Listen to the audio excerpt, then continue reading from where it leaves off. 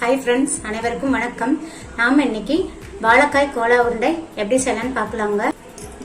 அதிகமாக ஆயிலும் இழுக்காது, ரொம்ப டேஸ்டியா இருக்கும். இந்த வாழைக்காய் கோலா உருண்டை எப்படி செய்யலாம்னு பார்க்கலாம். வாங்க வீடியோக்குள்ள போகலாம். வாழைக்காய் கோலா உருண்டை செய்வதற்கு தேவையான பொருட்கள்: 2 வாழைக்காய், 1 ஸ்பூன் கசகசா, 1 ஸ்பூன் சோம்பு, 1 ஸ்பூன் சீரகம், 1/4 ஸ்பூன் மஞ்சள் தூள், 5 சின்ன வெங்காயம், 2 மிளகாய் வத்தலை எடுத்து இந்த மாதிரி கட் பண்ணி போட்டுருக்கீங்க. உங்க காரத்துக்கு தகுந்த மாதிரி நீங்க மிளகாய் வத்தல் எடுத்துக்கலாம். சிறிதளவு கொத்தமல்லி தழை, சிறிதளவு கருவேப்பிலை, 2 ஸ்பூன் பொட்டுக்கடலை எடுத்திருக்கேங்க. 5 தேங்காய் பால் எடுத்திருக்கேன் இந்த சைஸ்ல. 1 துண்டு இஞ்சி எடுத்து இந்த மாதிரி கட் பண்ணி வச்சிருக்கேன். 2 பூண்டு, 3 துண்டு பட்டை, இந்த மாதிரி இந்த சைஸ்ல 3 துண்டு பட்டை, 2 கிராம்பு எடுத்திருக்கேங்க. நெக்ஸ்ட் இந்த பொட்டுக்கடலை ஒரு 2 ஸ்பூன் எடுத்தா போதும். பொட்டுக்கடலை ரொம்ப அதிகமாகவும் எடுத்துக்கூடாது, கம்மியாகவும் எடுத்துக்கூடாது. ஏன்னா நாம இதை பைண்டிங் ஏஜென்ட் மாதிரி தான் யூஸ் பண்ண போறோம். ஸோ இதோட அளவு அதிகமாயிடுச்சுன்னா ரொம்ப கரைகிறோம், அப்புறம் கிராக் விழுக ஆரம்பிச்சிடும். ஸோ கரெக்டா அளவா எடுத்துக்கோங்க. 2 ஸ்பூன் எடுத்துக்கோங்க. இதை இந்த மாதிரி மிக்சியில போட்டு பவுடர் பண்ணி தனியா வச்சுக்கோங்க. இந்த அளவு தேங்காய் பல்ல குட்டி குட்டியா கட் பண்ணி வச்சுக்கோங்க. அப்பதான் மிக்சியில போடும்போது சீக்கிரம் அரைப்பட்டுரும். சிறிய ஸ்பூன் அளவு 1 ஸ்பூன் கொத்தமல்லி தூள். ஃபர்ஸ்ட் 2 வாழைக்காயை இந்த 2 எட்ஜஸையும் கட் பண்ணிட்டு குக்கர்ல 2 விசில் விட்டு எடுத்துக்கோங்க. 2 விசிலுக்கு மேல விடாதீங்க, ஏன்னா அதுக்கு மேல விட்டீங்கன்னா குழஞ்சிரும். ஸோ 2 விசில் போதுமானது. பாருங்க, நான் வாழைக்காயை குக்கர்ல 2 விசில் விட்டுட்டு இந்த மாதிரி தோலெல்லாம் உரிச்சிட்டு இந்த மாதிரி கட் பண்ணி வச்சுக்கோங்க. நெக்ஸ்ட் இந்த மாதிரி கடாய் எடுத்துக்கோங்க. கடாய் ஹீட் ஆகும். 1 ஸ்பூன் ஆயில் ஆட் பண்ணிக்கலாம். எண்ணெய் காஞ்சிருச்சு. நான் எடுத்து வச்சிருந்த சோம்பு, சீரகம், ஃப்ளேமை சிம்ல வச்சுக்கோங்க. சீரகம், சோம்பு, பட்டை, கிராம்பு, இஞ்சி, பூண்டு, அப்புறம் 5 சின்ன வெங்காயம், மிளகாய் வத்தல், 1 ஸ்பூன் கசகசா. பாருங்க, நான் தேங்காய் பல்ல இந்த மாதிரி சின்ன சின்னதாக கட் பண்ணிட்டேன். அதையும் ஆட் பண்ணிக்கோங்க.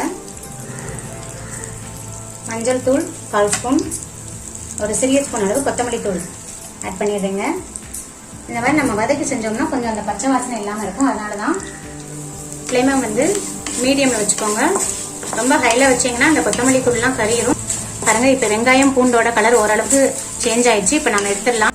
பாருங்க, நான் இந்த மசாலாவை நல்லா ஆறிச்சு மிக்சியில் ட்ரான்ஸ்ஃபர் பண்ணிட்டேன். ஃபர்ஸ்ட் இதை 2 பல்ஸ் விட்டுட்டு எடுத்துட்டு வந்துடலாம். தண்ணி ஊத்தாம அரைச்சுக்கோங்க. பாருங்க, நான் 2 பல்ஸ் விட்டு எடுத்துட்டு வந்துட்டேன். இப்ப இது கூட நாம கட் பண்ணி வச்சிருக்கிற வாழைக்காயும் சேர்த்து அரைச்சிடலாங்க. இது கூடயே கருவேப்பிலை, கொத்தமல்லி தழையும் சேர்த்துக்கலாம். தண்ணி ஊத்தாம அரைச்சுக்கோங்க. அப்பதான் நம்மளோட கோலா உருண்டை எண்ணெய் இழுக்காம இருக்கும். ஸோ அரைச்சிட்டு வந்துடலாம். பாருங்க, நான் அரைச்சிட்டு வந்துட்டேன்.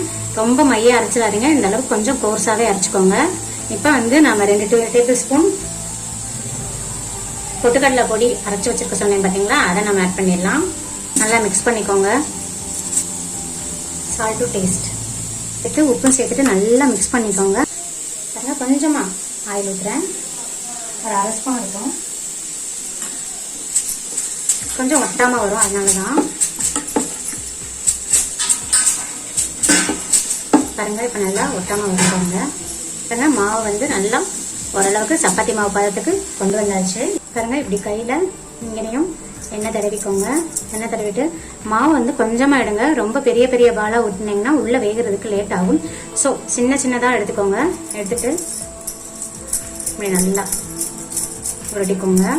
நல்ல கிராக்ஸ் எதுவும் இல்லாம உருட்டிக்கோங்க. பாருங்க, இப்படி உருண்டைகளா உருட்டி எடுத்து வச்சுக்கோங்க. ஃபர்ஸ்ட் தட்டில் நான் எல்லா மாவையும் உருட்டி வச்சுட்டு காமிக்கிறேன். பாருங்க, நான் எல்லா மாவையும் இந்த மாதிரி சின்ன சின்ன உருண்டைகளா உருட்டிட்டேன். நீங்க கிராக்ஸ் எதுவும் இல்லாம நல்லா ஸ்மூத்தா உருட்டிக்கோங்க. நம்ம எண்ணெயில போடுறப்ப பிரியாம இருக்கும். அப்பப்ப உங்களுக்கு எண்ணெய் தேவைப்பட்டா எண்ணெய் கையில தடவிட்டு நீங்க நல்லா ஸ்மூத்தா உருட்டி எடுத்துக்கோங்க. எல்லா பால்ஸும் யூனிஃபார்மா இருக்கிற மாதிரி உருட்டிக்கோங்க. அப்பதான் ஈக்குவலா நல்லா வேகும். கடாய் எடுத்துக்கோங்க. கடாயில ஃப்ரை பண்றதுக்கு தேவையான அளவு ஆயில் ஆட் பண்ணிக்கோங்க. ஆயில் மிதமான தீயிலே வச்சு காய விடுங்க. ரொம்ப காய விட்டுறாதீங்க. பாருங்க, இப்ப ஆயில் காஞ்சிருச்சு. எண்ணெய் மிதமான தீயில் இருக்கும் போதே நம்ம போட்டுடலாம். ரொம்ப ஹீட் ஆனதுக்கு அப்புறம் போட்டீங்கன்னா மேல மட்டும் சட்டுன்னு கறிகிறோம். ஸோ ஒன்றா இப்படி போட்டுடலாம். அகலமான கடாயாக எடுத்தீங்கன்னா நிறைய போட்டுக்கலாம், சின்னதாக எடுத்தீங்கன்னா அதுக்கு தகுந்த மாதிரி அளவாக போட்டுக்கோங்க. ஃப்ளேமை வந்து மீடியமில் வச்சுக்கோங்க. போட்ட உடனே திருப்பி விட்டுறாதீங்க. கொஞ்ச நேரம் கழித்து திருப்பி விட்டுக்கலாம். ஒரு 2 மினிட்ஸ் ஆகட்டும். பல்ஸை வந்து அப்பப்போ லைட்டாக இப்படி உருட்டி உருட்டி விடுங்க. லைட்டாக இப்படி உருட்டி உருட்டி விட்டிங்கன்னா அது நல்லா எல்லா பக்கமும் நல்லா சிவந்து வரும். பாருங்கள், இப்போ பபிள்ஸ் வந்து ஃபுல்லாகவே அடங்கிருச்சு. இதுதான் கரெக்டான ஸ்டேஜ். இப்போ நம்ம எடுத்துடலாம்.